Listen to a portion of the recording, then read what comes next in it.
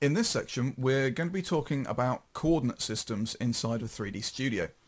And the reference coordinate system list is one that allows you to specify a coordinate system that you're going to be using when you come in and you move and you rotate and you scale your basic transforms on objects.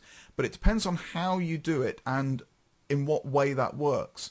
Now, I know that sounds a little bit confusing and a little bit strange to sort of begin with, but look at it this way. Down in the bottom left hand corner we've got this little telltale here. What that does is that gives me the world coordinate system. So you'll notice that as I rotate around, it rotates with me.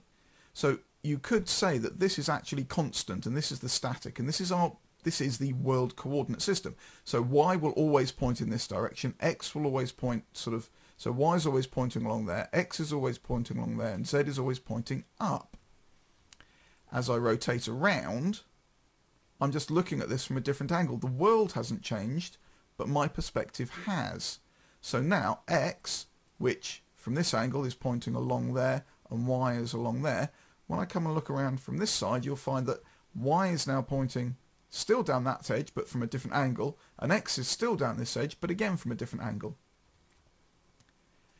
If I go to my Move tool, you'll notice here that I can move things, and this Move tool mirrors what's going on here. You'll also find that it does when I click on this object up on the wall. However, in order to put these objects on the wall, I used an auto grid and I created them in a different viewport, one other than the perspective view. Now this is quite important because my reference coordinate system is now set at view, or I could set it at world. And you'll see there that things will move and be moved around exactly as they are with reference to the world down here in the bottom left hand corner. If I change this to local, you'll notice something completely different. You'll notice now that I've not only got the Z pointing in the other direction, but because I've rotated these objects on each one of these walls, that the X and the Y also point in completely different directions as well. Note that these all match the world as far as the Z. I mean, obviously they've been rotated, so they're pointing in slightly different directions. This object itself, the scenery, will always match the world because it hasn't been rotated, but everything else pretty much has. But what we're looking at here is, you see the Z for this teapot is pointing out away from the wall, whereas the Z here is pointing up away from the floor. So we've got two somewhat different sort of coordinate systems going on here, and they're local coordinate systems. Now that's very, very useful if I want to sort of move things in Y along that axis, or X here where it's parallel to the wall, or if I grab my two movements there, if I move in that parallel to the wall, you see, and again parallel to this wall, that's actually quite useful. So I can have a lot of fun with these teapots sort of doing that. And again, it's going to be exactly the same when I move them in X and Y here. If I change this back to world and I select this teapot, I'm no longer moving it in X and Y to move it around the wall. I'm going to be moving it in X and Z. So that's slightly different there. So these are the two things that we've kind of got to get our heads around here. Now, the way that I create that would be by coming back to my four views, and I'm actually going to turn this viewport here to be my front view. There we go. And I'm going to turn this one, I'm just going to press L and I'm going to make that my left view. And I'm going to say teapot, auto grid, and you see I'll left click and I'll drag.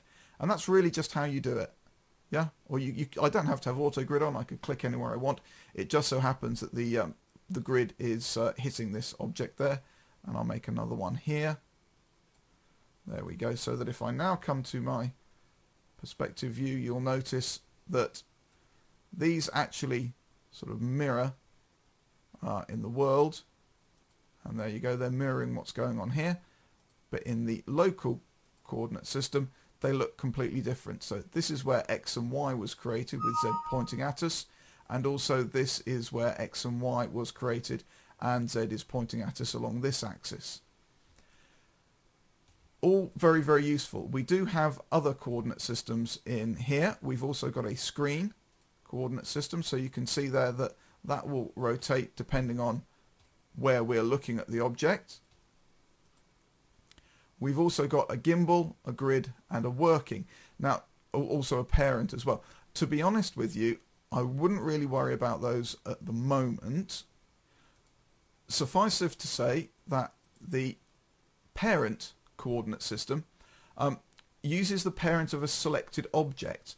Now, if the parent isn't linked to a specific object, then it becomes the child of the world, and the parent coordinate system is going to be the same as the world's. So, yeah, a little bit confusing there, but suffice it to say that if I've got this object, and he's linked to that one there, and I say parent, then when I go to move, that should be set at parent. There we go. Then this coordinate system will be the same as that coordinate system, or it should be at any rate. I see that. I love that. I love the way that it doesn't change when I want it to. But that's the theory behind it anyway. The gimbal coordinate system is meant to be used with a Euler XYZ rotation controller. It's similar to the local coordinate system, but it uses the three axes aren't necessarily perpendicular to each other, so you can cause yourself a little bit of problems when you're working with this. Again, that's another reason why I would avoid it. Again, the things that I just showed you with the parent and it not working properly, that's kind of why I'd avoid that as well. The grid can be useful because it can use the active grid system that you can use in 3D Studio Max, and it will align itself to that. But again, you'll probably find that the local coordinate system will do exactly the same. So as I say, the ones that you're more likely to be using are the default is view. You're more likely to use world or local when you're working in 3D Studio Max. It's generally going to be one of the two. The others, yes, they're useful, but again, they're slightly strange. I would stick with the first two if I were you.